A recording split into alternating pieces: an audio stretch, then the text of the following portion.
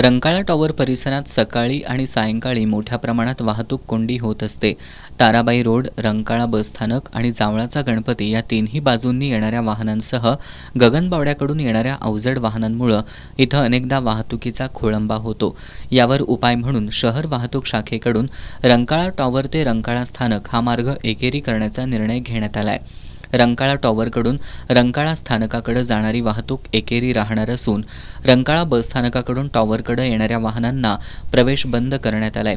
रंकाळा टॉवरकडे जाणाऱ्या वाहनांनी तटाकडील तालीम, साकोली कॉर्नर आणि जॉकी बिल्डिंग मार्गे जावं, तसंच जावळाचा गणपती मंदिरासमोरून रंकाळा टॉवर चौकाकडे येण्यासही प्रवेश बंद करण्यात आलाय.